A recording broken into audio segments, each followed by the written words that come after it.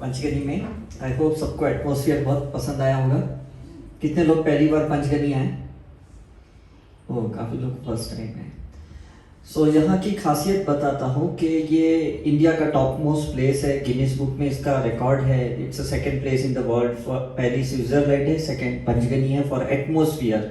यहाँ पे 100% ऑक्सीजनेशन है और 5000 से ज़्यादा यहाँ सिल्वर ओक के पेड़ है। यहाँ पे जब ब्रिटिश के लोग थे तो यहाँ टीबी की हॉस्पिटल उन्होंने बनाई थी, Indian red cross hospital 260 bed की, और लोग सिर्फ यहाँ रह के ठीक होते थे, मेडिसिन लेते नहीं थे।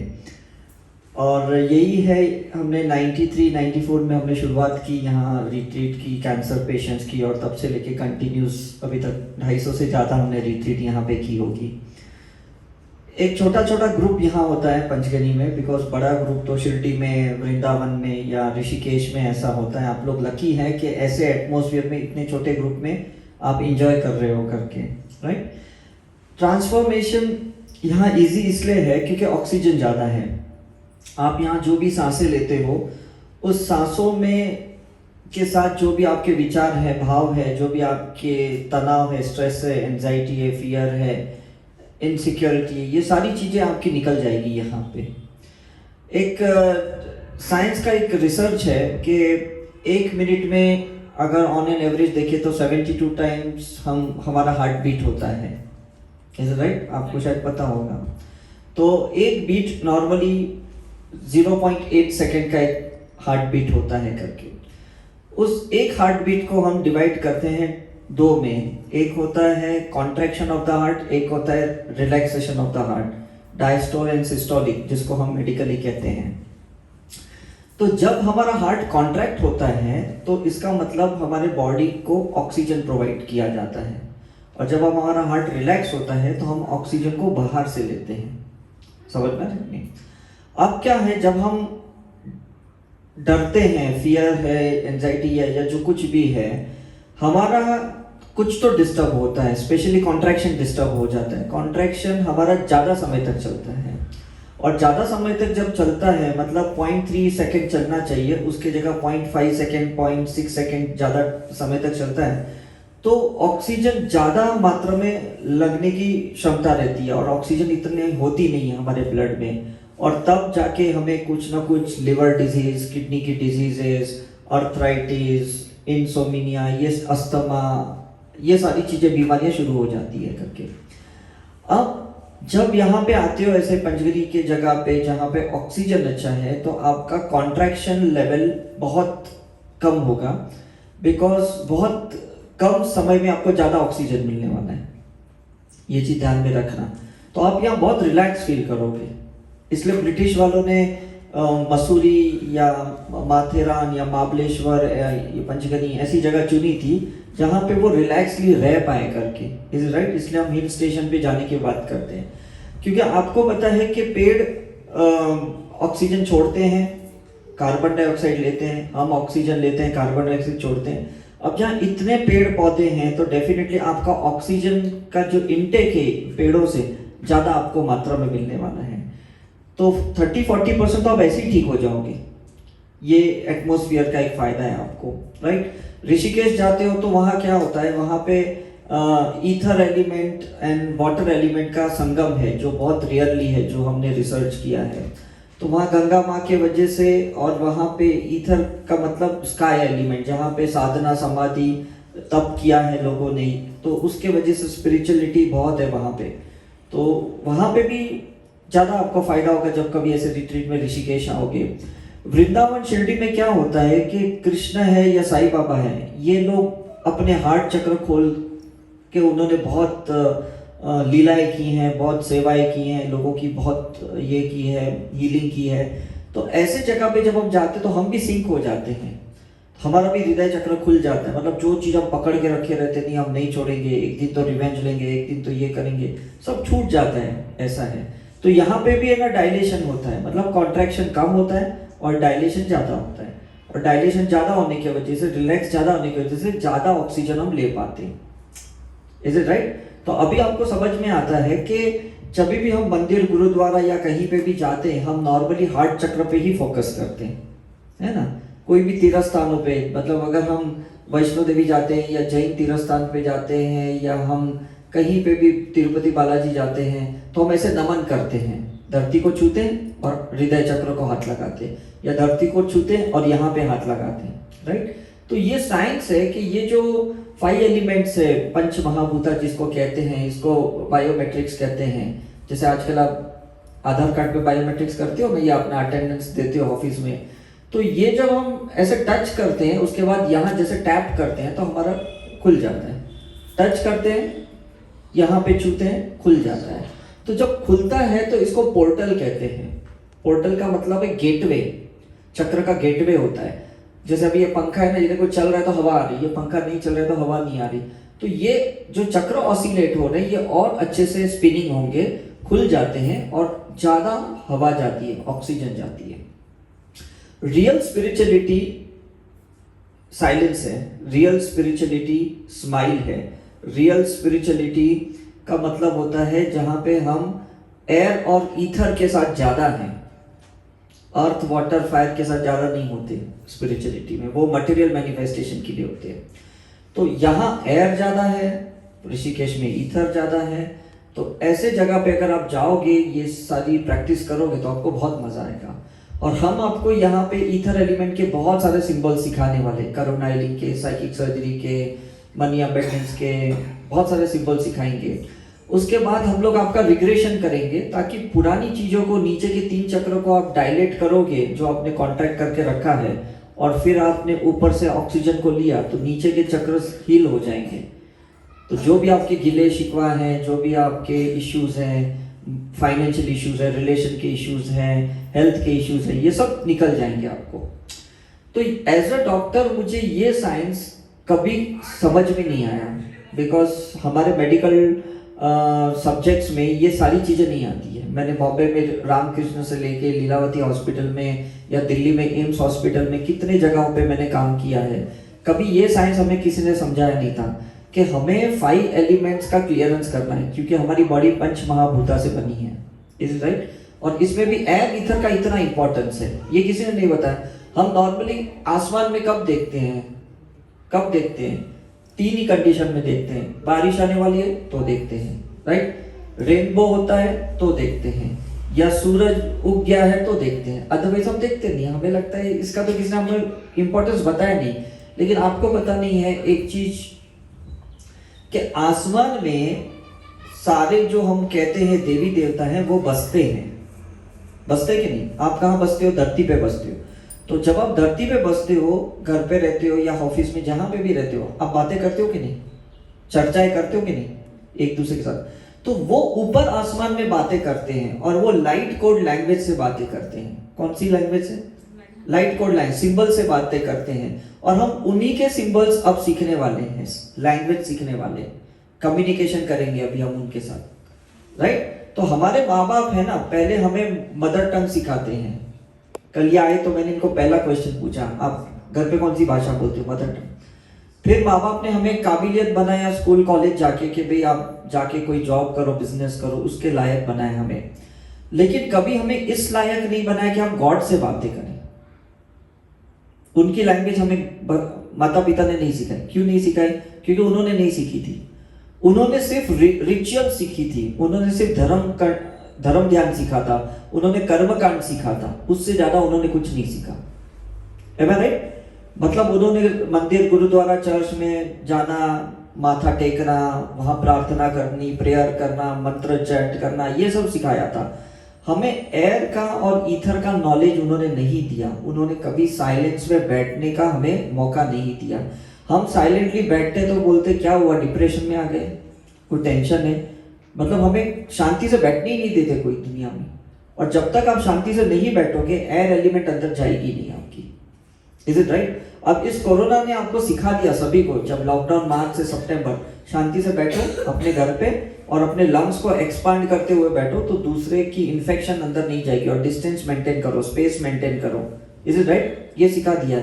मतलब अब सभी को समझ में आया, जो स्पिरिचुअलिटी में नहीं भी है ना, वो भी समझ गए कि एयर का इंपॉर्टेंस कितना है और स्पेस का, ईथर का इंपॉर्टेंस कितना है। लेकिन अभी भी उन्हें लाइट कोड लैंग्वेज की परिभाषा नहीं पता। लॉकडाउन छूट गया, लोग अपने काम पे लग गए, लेकिन लोगों का मेडिटेशन छूट गया, लोगों को हीलिंग तो पता ही नहीं कि हीलिंग क्या होती है, क्योंकि कई ग्रंथ में उसका जिक्र किया नहीं है। चाहे भगवत गीता, बाइबल है, कुरान है, या कोई भी किताब पढ़ो, वहां पे कहीं पे मेंशन नहीं किया गया। तो ये समझ में नहीं आता कि ऐसी चीजें क्यों मेंशन नहीं की गई। कुछ तो रीजन होगा कि नहीं। तो रीजन बहुत सिंपल होता है। स्कूल की किताब में कभी भी एमबीए के सब्जेक्ट्स नहीं होते। आप कॉन्वेंट स्कूल में भी जाओ, आप कैम्ब्रिज बोर्ड में भी जाओ, तो भी आपको एमबीए के सब्जेक्ट्स नहीं मिलेंगे। Is it right? नहीं मिलेंगे। वो कब मिलते हैं? जब आप एक एक क्लास, एक एक लेवल, टॉप लेवल आगे जाते हो, ग्रेजुएशन, पोस्ट ग्रेजुएशन, उसके बाद वो सब्जेक्ट्स पढ़ते हैं जो बहुत रेयरली किसने पढ़ा है। तो आज आप यहाँ पे हो, इसका मतलब पहले सारे सब्जेक्ट पढ़ चुके हो आप, चाहे ये जन्म में या पिछले जन्मों में, तब जाके आप एयर और ईथर में आ जा पाए हो। समझने के नहीं? तो जितना ऊपर जाते हैं ना, उतनी भीड़ कम होती है। आप हरिद्वार में जाओगे ना, हर की पौड़ी में बहुत भीड़ मिलेगी, लेकिन आप केदारनाथ जाओगे ना तो बस इतने ही लोग मिलेंगे। आप बोलोगे अरे वहां तो 10,000 लोग थे, यहाँ तो 100 ही लोग हैं। कम हो जाते कि नहीं? तो स्कूल में कितने मिलते हैं? हमारे क्लास में 50 लोग मिलते हैं। एमबीए में कितने मिलते हैं? 5 स्टूडेंट होते हैं। पीएचडी में कितने होते हैं? 2 स्टूडेंट होते हैं। Is it right? तो ये हम हायर स्पिरिचुअलिटी सीखने यहाँ पे आए हैं। तो कभी ये एक्सपेक्ट मत करना। मैंने भी शुरू में बहुत एक्सपेक्ट किया था। जब मैं नया ये फील्ड में आया था 98 में, मैंने सोचा अब मैं मेडिकल प्रैक्टिस बंद करता हूँ और मैं पूरे क्राउड को इस सिस्टम में लाता हूँ। और मेरे सर को मैं बार बार रिक्वेस्ट कर रहा था, सर आप प्लीज आप रिट्रीट करो, आप सेमिनार करो, वर्कशॉप करो, जहां भी बोलोगे मैं आपको ऑर्गेनाइज करके दूंगा, कंडक्ट आप करना। तो वो बोले ठीक है, तू जहां बोलेगा मैं आ जाऊंगा। तो मैंने पंचगिनी से शुरुआत की थी 93 में, और फिर 98 में उनसे जब हीलिंग सीखी तो मैंने वापस उन्हें बुलाना शुरू कर दिया। तो 40-50 लोग, उससे ज़्यादा आते ही नहीं थे। तो मैंने सर को बोला ऐसा क्या है। मैं टाइम्स ऑफ इंडिया में क्लासिफाइड में आर्टिकल डालता, तभी ये मीडिया का कुछ नहीं था, मतलब व्हाट्सअप, यूट्यूब, फेसबुक कुछ नहीं था। तो हम लोग वो पैम्पलेट प्रिंट करते थे, है ना। और मैं हर वॉचमैन को वहाँ 5 रुपए 10 रुपए दे के एक गेट पे जाके देता था कि प्लीज आपके यहाँ सोसाइटी में 50 लोग हैं, एक को बांटो आप न्यूज़पेपर में डाल के, है ना। पहले ऐसा सिस्टम था। तो मतलब जुनून था मेरे अंदर इसको स्प्रेड करना। फिर एक बार बॉम्बे में घाटकोपर में राष्ट्रीय छड़ा और चीच पोकली में एक हॉल था, वहां पे 800 लोगों को मैंने जमा किया था सेमिनार के लिए, मेरे सर के लिए। मेरे सर बहुत खुश हो गए, अरे इतने लोग हैं, कहाँ से जमा किए। फिर मैंने बताया मैंने ऐसे किया। मैं साड़ियों की दुकान में, इलेक्ट्रॉनिक शॉप में, वहां जाके उनको बोलता रहा आपके जितने कस्टमर आएंगे ना उसके साथ ये ब्रोशर देना, ये फ्री में सेमिनार है मेरे सर का। तो वो लोग करते थे। इतना क्राउड आ गया, ऐसा है। 2000 की बात कर रहा हूँ मैं। और जब नेक्स्ट डे हमारा पेड वर्कशॉप था जिसको 2500 रुपया थे 2 दिन के, उसमें सिर्फ 4 ही लोग गए। आप सोचो, 800 इधर 800 उधर, 1600 आदमी लोग आए सेमिनार में और 4 लोग सिर्फ वर्कशॉप में आए। तो मुझे इतना बुरा लगा कि मेरे सर इतने दूर से आए, ये वर्कशॉप में सिर्फ 4 लोग कहाँ से। तो सर ने बोला ये स्पिरिचुअलिटी है, इसमें भीड़ नहीं आती है। आप समझ में कि नहीं? तो तब से मैंने सोच लिया कि मेरा एक्सपेक्ट करना बेकार था। तो मैंने सर को कहा लेकिन सर मुझे तो भीड़ चाहिए, भले इतनी नहीं चाहिए लेकिन मुझे चाहिए। तो उन्होंने कहा अब तेरे पास एक ही रास्ता है, और वो रास्ता है रिसर्च का। जो किसी ने इस वर्ल्ड में रिसर्च नहीं किया स्पिरिचुअलिटी में, वो तुम शुरू करो और देखो तुम्हारे पीछे भीड़ आएगी। मैंने कहा मेरे पीछे नहीं चाहिए, मुझे सिस्टम के पीछे भीड़ चाहिए, मुझे स्पिरिचुअलिटी में चाहिए, मुझे अपना नाम नहीं कमाना है। तो उन्होंने कहा, फिर मुझे लंदन के साइंटिस्ट से मिलाया, डॉक्टर थॉर्नटन स्ट्रीटर, डॉक्टर जॉली रॉजरसन। मैंने कहा बस अब तो मैं ऑरा पे रिसर्च करूंगा। मैं पीएचडी की, मैं वहाँ पे गया भी। मैंने फिर 6 लाख का सॉफ्टवेयर खरीदा ऑरा का, और तब से लेके आज तक हम पूरी जो टीम है हमारी साई करुणा मिशन की, हम बस उसी में लगे हुए हैं। हर एक सब्जेक्ट पे, graphology, numerology, NLP, past life regression, उस पर रिसर्च किए जा रहे। और करने से क्या हुआ कि जो गुप्त ज्ञान जिसको बोलते हैं ना, गुप्त ज्ञान मतलब जिसको बहुत सैक्रेडली रखा गया था, किसी को नहीं बताना, वो चीजों को हमने बाहर निकालना शुरू किया। जो देवी देवताओं शायद अपने साथ ही लेके चले गए ज्ञान, और पंडितों ने कभी नहीं दिया, पुरोहित ने कभी नहीं दिया, क्योंकि उन्हें समझ में आ गया ये ज्ञान देंगे तो हमारी तो मार्केट वैल्यू खत्म हो जाएगी। और वो ज्ञान था सिंबल्स का, वो ज्ञान था ध्यान का, वो ज्ञान था साधना का। अगर हम लोग संसार में रह के, फैमिली में रह के उसी प्रोटोकॉल को फॉलो करेंगे जो उन्होंने हिमालय पे जाके किया, तो हमें भी वही रिजल्ट मिलेगा। मिलेगा कि नहीं? आज लॉकडाउन में घर पे बैठ के भी आपने जो मेडिटेशन किया तो आपको अच्छा लगा कि नहीं? तो आपको ऐसा नहीं लगा अरे लॉकडाउन खत्म होने के बाद मैं हिमालय जाके मेडिटेट करूंगी, क्योंकि आपको वही शांति मिली, वही सुख मिला। इज इट राइट और नॉट? तो अब समझ में आ रहा है कि वो चीजें हम फॉलो करेंगे तो उसमें हमें कोई ब्रह्मचार्य नहीं रहना है, कोई हमें संसार छोड़ के नहीं जाना है, या हमें कोई त्यागना नहीं है, कोई तप नहीं करना है, क्योंकि उन्होंने बहुत हाई प्रोटोकॉल रखा था कि आप बहुत कुछ त्याग करोगे ना तब वो मिलेगी लाइट कोड लैंग्वेज। ऐसा कुछ नहीं है। हमें कोई एक चैनल चाहिए, मतलब कोई एक हायर मास्टर चाहिए जिसने ये कहीं से अपने गुरु से लिया है और पास आउट किया है, हम उसको पास आउट करते हैं। इज इट राइट और नॉट? मतलब आज अगर आपको वाईफाई चलाना है अपने मोबाइल में, आपको सैटेलाइट खरीदने की जरूरत नहीं है। इन्वेस्ट करना है कि आपको सैटेलाइट का जरूरत नहीं ना, आपको अपना सैटेलाइट नहीं होना चाहिए, आपको सिर्फ यूजर नेम पासवर्ड की जरूरत है। और अगर वो मिल गई तो जो सैटेलाइट से जो तरंगे आती है वो आप कैच कर सकते हो। Is it right? तो वही सैटेलाइट में जो सिंबल्स है, जो देवी देवता ऊपर चर्चा कर रहे हैं इस यूनिवर्स के बारे में, हम वो भाषा सीख लेंगे अभी इस 4-5 दिन में। और जब वो भाषा सीख लेंगे और हम प्रैक्टिस करेंगे तो तब हमें समझ में आएगा कि मुझे क्यों ब्लड प्रेशर है, मुझे ब्रेन का इश्यू क्यों है, मुझे रिलेशन का इश्यू क्यों है, मैं कहाँ अटकी हुई हूँ, मैं कहाँ भटकी हुई हूँ, सब आपको समझ में आएगा, क्योंकि भाषा समझ में आ जाएगी ना, है ना। जब तक हमें कंप्यूटर की भाषा नहीं समझ में आती थी तो हमें कुछ बटन्स की कुछ फंक्शंस नहीं पता थी, लेकिन जैसे जैसे हम समझ में आ गए ये कंट्रोल है, ये एंटर है, ये डिलीट है, ये ऐसा है, ये अल्ट है, ये कमांड है, अब ऑपरेट कर पा रहे कि नहीं हम लोग? Is it right? तो उसके लिए इंजीनियर बनने की जरूरत है क्या आपको? मुझे बताओ। बिल्कुल जरूरत नहीं है करके। तो ये इसको है ना शॉर्टकट कहते हैं, है ना। गुजराती में इसको अक्रम मार्ग कहते हैं। अक्रम मार्ग का मतलब है एकदम शॉर्टकट में, जो लोग 360 डिग्री घूम के सेंटर पे आते हैं, हम डायरेक्ट सेंटर पे ही आ जाते हैं। दैट्स एकदम क्विकेस्ट वे। तो ये चीजें कब मिलती है? जब हमने कुछ पुण्य किए रहेंगे, या हमारे माँ बाप के ब्लेसिंग रहेंगे, या आप जिस भी गुरु को फॉलो कर रहे हो, जैसे अभी आंटी ने बोला वो ब्रह्म कुमारी को फॉलो करते हैं, आप किसी को भी फॉलो, उनकी ब्लेसिंग आपको यहाँ तक ले आई है ना। ये आंटी जी भी स्वाध्याय करते हैं, इनके भी गुरु हैं, दादा गुरु है, तो ये सारे लोग आपको ब्लेस करते हैं कि जाओ आपने बहुत किया है, अब आपको मैं एक शॉर्टकट तरीका बताता हूँ। वो खुद नहीं बताएंगे, हमको ऐसे जगह पे भेज के हमारा काम पूरा करेंगे। जैसे हम बच्चों को पढ़ाते नहीं थे, हम बच्चों को कहाँ भेजते हैं? स्कूल भेजते हैं। पढ़ा तो आप भी सकते हो कि नहीं, आप भी तो पढ़े लिखे हो, लेकिन क्यों भेजते हो? क्योंकि आपको पता है जो वो कर सकते वो हम नहीं कर सकते, वो एक्सपर्ट है वो उसी सब्जेक्ट में। Is it right? तो आपके जो गुरु हैं वो एक्सपर्ट है लोगों को एनलाइटन करने में, मोक्ष निर्माण में। वो हमारे जैसे के पास भेजते हैं जिनके पास साइंस है, जिसके पास विज्ञान है। Is it right? जिसके पास टेक्नोलॉजी है, तो उसके जरिए आपका लॉजिकल लेफ्ट ब्रेन ना एक्सेप्ट करता है। और जब लेफ्ट ब्रेन एक्सेप्ट करता है ना कोई चीज को, तो राइट ब्रेन उसको प्रैक्टिस में लगाता है, उसको उस प्रैक्टिस से इमोशनली कनेक्ट होता है। राइट? तो आंटी भी जब आए थे हमारे पास लॉजिकली उनके बेटे के साथ, ये कुछ लॉजिकल थे, लेकिन वो कन्विंस्ड हो गए हमारे टॉक में, हमारे सिस्टम से, और वो 3 साल तक हमें फॉलो कर रहे थे, लॉजिकली फॉलो कर रहे थे। लेकिन जब उनको समझ में आ गया कहीं वो अटक गए, तब वो फिर राइट साइड के ब्रेन से समझ गए कि मुझे स्पिरिचुअलिटी से इमोशनली कनेक्ट रहना है, पर्सन से नहीं रहना है, एसकेएम से अटैच नहीं रखना है। अटैचमेंट किससे रखना है? स्पिरिचुअल प्रैक्टिस के साथ।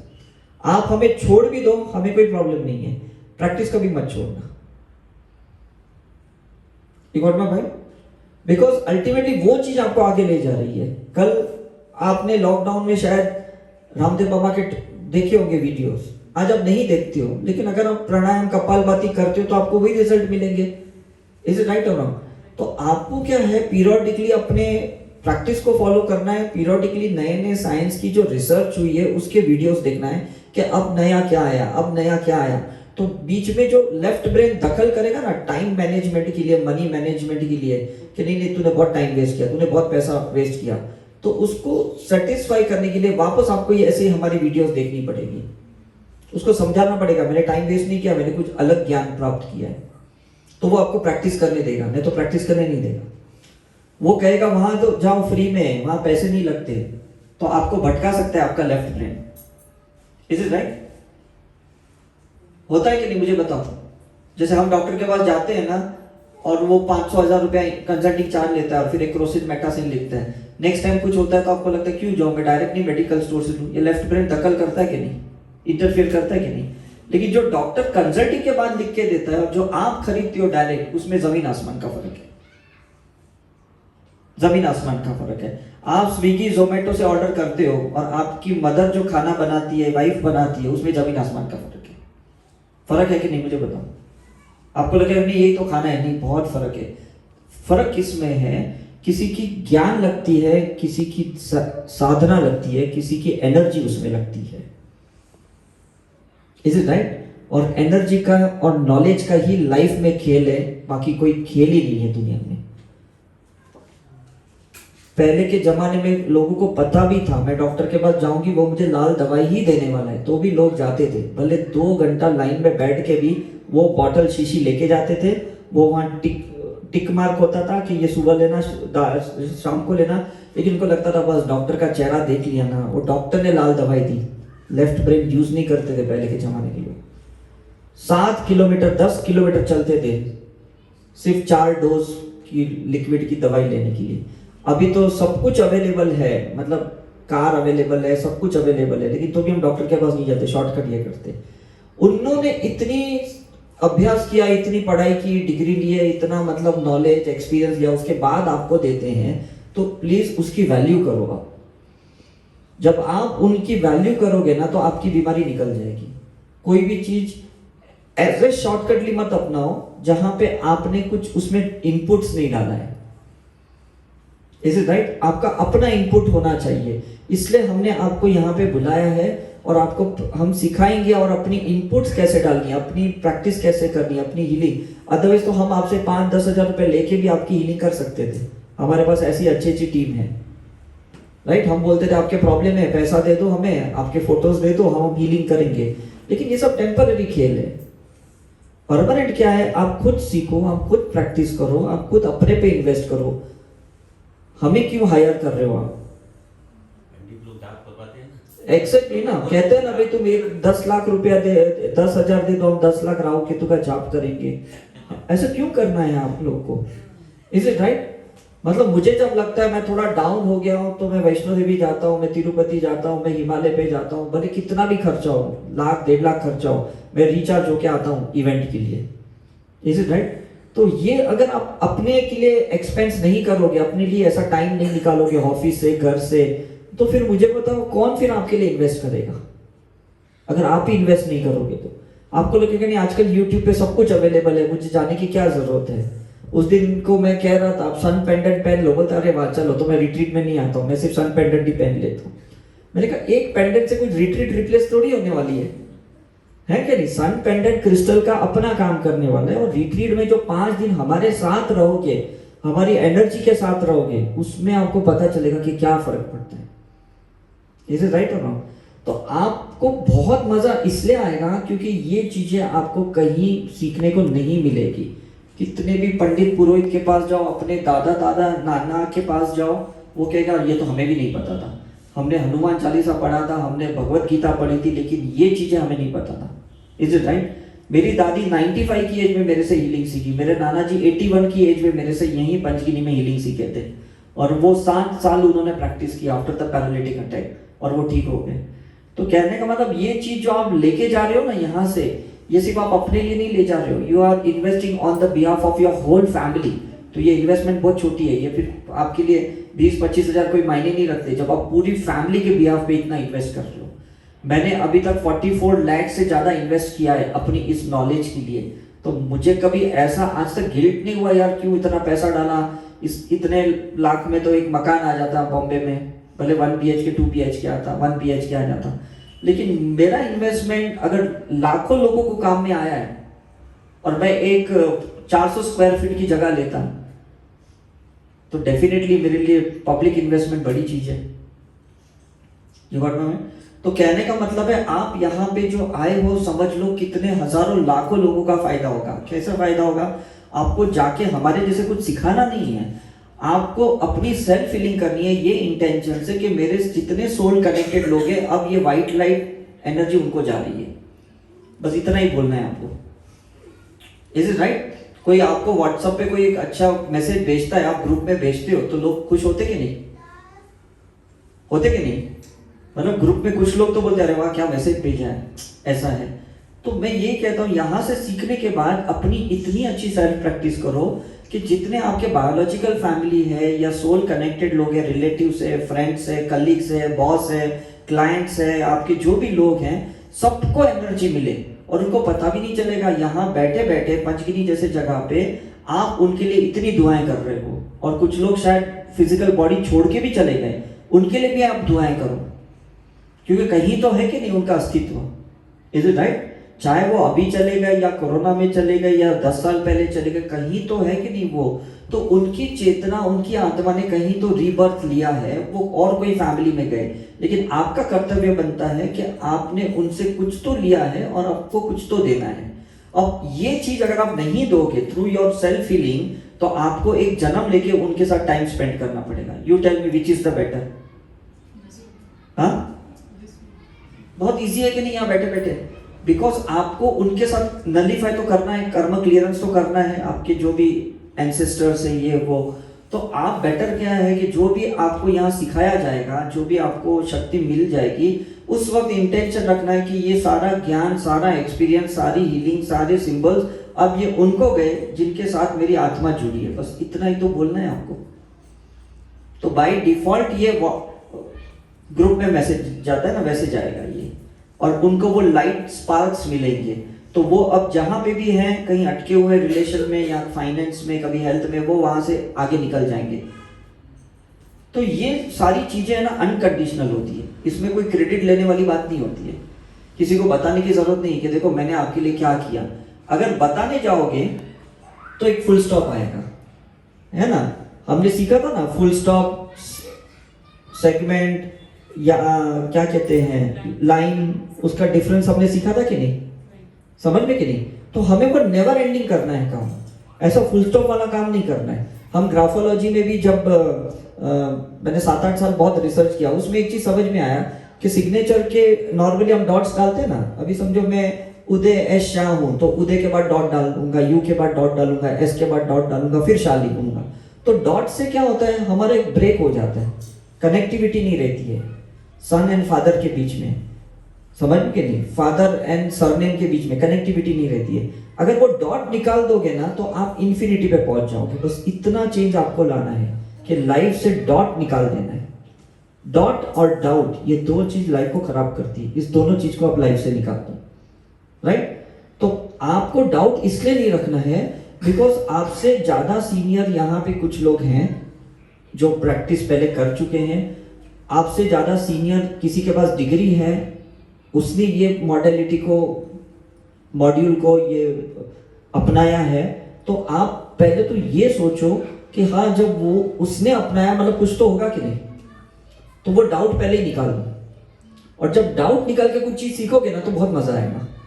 मैंने जितने भी 127 थेरेपियां सीखी है मेरी लाइफ में, मैं कभी डाउट के साथ गया ही नहीं। मैंने सोचा वो सर तो बहुत जबरदस्त है, जो भी न्यूमरोलॉजी वाले, एस्ट्रोलॉजी, तो मैं डाउट क्यों करूं, बस मुझे जाके सरेंडर होना है। और मैंने कभी ऐसे सर्च भी नहीं किया कि कौन बेस्ट है और उसके पास जाऊं। बस मैंने इन्वोक किया, गॉड को बोला कि मेरे लिए जो बेस्ट है ना, मुझे प्लीज उसके पास भेजो। मुझे वो नेट पे सर्च नहीं करना है, बिकॉज नेट की जो रेटिंग होती है ना, वो मैनिपुलेटिंग होती है, आपको भी बताइए, सब मार्केट का फंडा है करके। वो जहां पे भेजते हैं ना, वो परफेक्ट भेजते हैं। Is it right? तो 93 में जब मैं सेकेंड ईयर मेडिकल स्टूडेंट था, जब मुझे पता चला कि मेरे सर कैंसर की बीमारी को ठीक करते हैं, तो मैंने वहां बैठे बैठे एक इन्वोक किया। तब तो मैं स्पिरिचुअली में था भी नहीं कि मुझे इन डॉक्टर को ले जाना है जहाँ बेस्ट कैंसर का ट्रीटमेंट होता है। और मैंने सडनली मेरे अंकल को फ़ोन किया बॉम्बे में। मैंने उनको कहा कि मुझे डॉक्टर मिल गया, मुझे कैंसर के पेशेंट के ऊपर फ्री रिट्रीट करनी है, कौन सी बेस्ट जगह है। उन्होंने स्पॉन्टेनियसली कहा कि आप पंचगनी बहुत अच्छी जगह है। तो मैंने कहा रुको मैं आता हूँ। फिर मैं दिल्ली से बॉम्बे आया, बॉम्बे से हम यहाँ पे पंचगनी में आए। यहाँ पे हमने एक जगह देखी, बहुत अच्छी जगह मिली हमें। तो हमने पूछा कितना चार्ज है, बोलता है 18,500 पूरे महीने का। मैंने कहा मेरे अंकल को पेमेंट कर दो। तो बोले अरे अभी तो तू सेकेंड ईयर मेडिकल है, तू अभी क्या कर रहा है। मैंने कहा नहीं, मुझे ऐसे लग रहा है कि यहाँ पे अच्छा कैंप होगा करके पेशेंट का, कैंसर पेशेंट का। और इंट्यूटिवली हमने उसको बुक किया। 1.5-2 महीने के बाद हमारी डेट थी, रिस्पॉन्स नहीं आया कहीं से। इनफैक्ट कि वो फ्री था तो भी पेशेंट आने को तैयार नहीं थे, रिस्क नहीं लेते, डाउट ले रहे थे हम पे कि ये क्या करेंगे हमारे साथ कैंसर के, क्योंकि कैंसर के डॉक्टर तो है नहीं, खुद ही मेडिकल स्टूडेंट है। बहुत डाउट कर रहे थे, बहुत डाउट कर रहे थे। तो मैंने गॉड को प्रे किया कि तुमने अच्छी जगह दी, अच्छा डॉक्टर दिया, अच्छी थेरेपी है उनके पास। अब पेशेंट जो बैंड्रा में शांति अवेदना में जो 10 रुपीज पर डे के हिसाब से लास्ट की आखिरी सांसें गिन रहे थे, उनको तो कम से कम भेजो मेरे पास। तो मैं सीधा बैंड्रा गया, माउंट मेरी चर्च के सामने। वहां शांति अवेदना की जो ट्रस्टी थे उनको बताया कि आपने इनको बोला ये 2 दिन 6 दिन बचेगी, इनको तो भेजो हमारे पास। तो उन्होंने बोला ले जाओ जितने ले जाने, हमें क्या करना है, आज नहीं तो कल मरने ही वाले। तो वो 60 लोगों को हम यहाँ पे पंचगनी ले आए। हमने उनको 1 महीना नेचुरल डाइट पे रखा, योगा, मेडिटेशन, तभी हीलिंग नहीं थी, ये सब चीज़ों पे रखा। बड़ी बड़ी गांठें धीरे धीरे छोटी होने लगी। हमने उनका फिर before and after Tata hospital में सारी इन्वेस्टिगेशन करवाया और 70 to 80% हमें पॉजिटिव रिजल्ट मिले through the hospital, through the medical investigation. Sunil Dutt ने अवार्ड दिया, हमने प्रेस कॉन्फ्रेंस रखी, मेडिकल कॉन्फ्रेंस रखी। मतलब आप सोचो कि कुदरत के पास कितनी शक्तियां हैं, कितनी हर्ब्स है, कितनी ऊर्जा है। बस हमें उसको ग्रहण करना है, अपने अंदर उतारना है और कुछ भी नहीं करना है। अब तो हम लकी हैं कि अभी हमारे पास पास्ट लाइफ रिग्रेशन है, हीलिंग है, साइकिक सर्जरी है। उस टाइम पे कुछ भी नहीं था हमारे पास, तो भी रिजल्ट बहुत जबरदस्त था। तो जो 1 महीने का रिट्रीट में हमें रिजल्ट मिला, अब हमें वही 5 दिन की रिट्रीट में मिलता है। तो आपने 25 दिन बचाए कि नहीं? बचाए कि नहीं? क्यों? क्योंकि आपको अभी इंटीग्रेटेड सिस्टम मिल रहा है, बहुत सारी एडवांस टेक्निक्स मिल रही है करके। Is it right? तो ये बहुत अच्छा है कि अभी सिर्फ हमें विदाउट डाउट एंड डॉट हमें इसको फुल स्टॉप के यूज करना है और आगे बढ़ना है। Is it okay? और जब आप अप्लाई करोगे आप देखोगे डिजिटली कि हाँ अब मेरे ये सिम्टम्स में चेंजेस आए, मेरे ये रिलेशन में चेंजेस आए, हाँ मेरे ये फाइनेंस में चेंजेस आए, मेरे बॉस के साथ में ऐसा चेंज हुआ। इस छोटे छोटे जो अचीवमेंट रहते हैं ना, उसको आप एंकरिंग कर देना, उसको आप ब्लॉक कर देना, क्योंकि वही आपके लिए मोटिवेशनल रहेंगे, वही आपके लिए इंस्पिरेशनल रहेंगे। फिर आपको बाहर से हमारे जैसे की जरूरत नहीं पड़ेगी। Is it right? मैं जब 98 में नया सीखा था और मुझे सर ने बताया कि ये ऐसे पानी को चार्ज करके पिलाओगे तो आपका पेशेंट ठीक हो जाएगा, तो मैं वाटर को चार्ज करके पिलाता था, तो पेशेंट्स को अच्छा लगता था। फिर जो मेडिसिन मैं प्रैक्टिस के लिए देता था पेशेंट्स को, उस मेडिसिन को मैं हीलिंग करता था और पेशेंट बोलते थे आजकल आपकी मेडिसिन ज्यादा काम करने लगी है करके। तो ऐसे छोटे छोटे अचीवमेंट्स को मैं बड़ा अचीवमेंट समझता हूँ और वो चीज आज तक मुझे मोटिवेट करके रखी है। मतलब उस दिन से जो मैंने पानी चार्ज करना शुरू किया, आज भी मैं खाना खाता हूँ, पानी पीता हूँ, मैं चार्ज करके करता हूँ। That is a school education. समझ में कि नहीं? स्कूल में आपको सिखाया ना एडजेक्टिव, नाउन, प्रोनाउन, ये सिखाया ना, ग्रामर सिखाया कि नहीं? तो वो आज भी आप अप्लाई करते हो कि नहीं, मुझे बताओ। करते हैं ना? ऐसा नहीं बोलोगे नहीं वो तो मेरे को स्कूल में सिखाया ग्रामर, अब मुझे क्या अप्लाई? नहीं, वो छोटी छोटी चीजें जो A for apple, B for baby, C for cat, वो अल्फाबेट्स, वो लेटर्स, वो पैराग्राफ, वो सब चीजें आज भी आप बेसिक से ही अप्लाई करते हो। तो जो सिंबल हम आपको सिखाएंगे वो बेसिक सिंबल्स रहेंगे, लेकिन उसी बेसिक सिंबल से आप एडवांस टेक्निक भी यूज कर पाओगे, पास्ट लाइफ रिग्रेशन तक भी उसी बेसिक अल्फाबेट से, सिंबल से आप जा पाओगे। ऐसा मत सोचना कि उसके लिए हम कुछ अलग सिंबल्स आपको सिखाएंगे। Is it right? तो एमबीए में कोई नई एबीसीडी आपको पढ़ाई थी किसी ने? इंजीनियरिंग में या मेडिकल में किसी ने नहीं। उसी एबीसीडी से जो हमने किंडरगार्टन में सीखी थी, उसी एबीसीडी से हमको बेस्ट एजुकेशन दिया गया है। इज इट राइट और नॉट? तो ये मत, लेकिन ये एक फर्क क्या होता है कि उसी चीज से कैसे, जैसे अभी बॉम्बे में आप देखोगे लोग 30-35 माले की बिल्डिंग बनाते हैं, लेकिन किससे बनाते हैं? उसी रेत से ना, उसी ईंट से, उसी सीमेंट से बनाते हैं। मतलब जो एक गरीब अपना झोपड़ा बनाता है उसी से महल भी बनता है, बेसिक चीजें सेम होती है। लेकिन उसमें फर्क क्या होता है कि उसको किस तरह से डिजाइन करना आर्टिस्टिकली, ये सिखाने की कला, ये आप यहाँ सीखोगे। अभी मैं जब यूएस गया था तो वहां कितने मुझे ऐसे स्टूडेंट मिले जो बहुत कुछ सीखे हुए थे और कहीं से। तो उन्होंने मुझे पूछा क्या क्या अभी हमको आपसे सीखने की जरूरत है? मैंने कहा आपकी चॉइस है, आपको मुझसे सीखना है तो सीखो, अदरवाइज आप जो सीख रहे हो उसी को प्रैक्टिस करो। जब उनके रिलेटिव्स ने मुझसे सीखा और जब प्रैक्टिस की तो उन्हें रिजल्ट मिला, तो वो क्या, हमको तो 1 महीने 2 महीने बाद मिला, तुम्हें तो 2 ही दिन में ऐसे कैसे रिजल्ट मिल रहा है? तो फिर वो सारे स्टूडेंट जो पहले सीखे हुए थे वो वापस मेरे पास आए, बोले नहीं हमको भी अभी आप रेकी लेवल 1, रेकी लेवल 2 ये सब वापस सिखाओ, जो हम 10 साल पहले सीखे थे, 15 साल पहले सीखे थे। और जब उन्होंने सीखा, रिकॉर्डिंग किया, ये किया, वो बोले ऐसा तो हमको बिल्कुल नहीं बताया वो टाइम पे। मैंने कहा देखो यही होता है कि जब आप कहीं से बेसिक चीजें सीखते हो ना तो बेसिक लेवल पे ही अटकते हो, लेकिन कोई एडवांस वाला आपको बेसिक चीज सिखाता है ना तो उसमें एडवांस की मॉड्यूल भी डालता है। अब फर्क समझ में आया कि नहीं आपको? इज इट राइट और रॉन्ग? मतलब जो आदमी एकदम ताज होटल में खाना बनाता है उसको कल अगर आप अपने घर पे खाना बनाने को बोलोगे, कुछ तो आप में और उसमें फर्क रहेगा कि नहीं? रहेगा कि नहीं? खाना तो आप भी बनाते हो 10, 20, 15 साल से, लेकिन वो ताज होटल वाले को इतना इंग्रेडिएंट परफेक्ट पता है, प्रोपोर्शन परफेक्टली पता है, उसको सफाई इतनी परफेक्टली पता है और उसको टाइम मैनेजमेंट परफेक्टली पता है, जो आपको नहीं। आप तो अंदर से कुछ भी डाल देते हो। Is it right?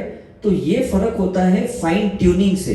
तो हम आपके चक्रस को फाइन ट्यूनिंग करेंगे बेसिक से लेके पास्ट लाइफ रिग्रेशन तक, और आप देखोगे अरे यही चीजें ने मुझे वहां तक लेके गए, चीजें वही रहेगी, एबीसीडी सिंबल्स वही रहेंगे, लेकिन आपको एडवांस लेवल तक हम लेके जाएंगे यहां से। Is it okay? So I hope तो अभी क्लियर है आपको, कोई डाउट मत रखना, कोई ये मत करना, और फ्लो में रहना। जितना यहाँ जो कुछ जब सिखाया जाएगा ना, ये मत सोचना अब नेक्स्ट क्या होगा, नेक्स्ट क्या होगा, हमें नहीं पता। सिर्फ यहाँ 2 ही चीजों का ख्याल में रखना है, खाना कम खाना, सोना कम, बातें कम करना, तो आप यहाँ ज्यादा अटेंशन दे पाओगे।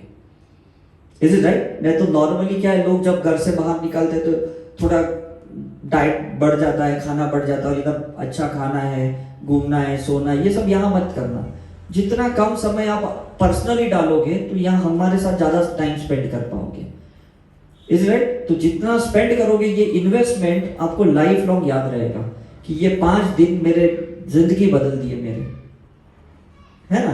अगर हम यहाँ साइलेंटली भी बैठ रहे, यहाँ कोई क्लास भी नहीं चल रही ना, तो आप भी आके साइलेंटली बैठो, उसमें भी बहुत मेजर ट्रांसफॉर्मेशन होगा। ये मत सोचो नहीं मैं जाके रूम पे बैठती हूँ जब तक यहाँ क्लास चालू नहीं होता है। आप फटाफट आके बैठ जाना, क्योंकि यहाँ वो फील्ड क्रिएट की गई है, यहाँ सर्किट क्रिएट की गई है, एनर्जी क्रिएट की गई है। इस एनर्जी में बैठोगे ना, वो भी आपके लिए बहुत बड़ी ट्रांसफॉर्मेशन क्रिएट करेगी। Is it okay? चलो, थैंक यू वेरी मच।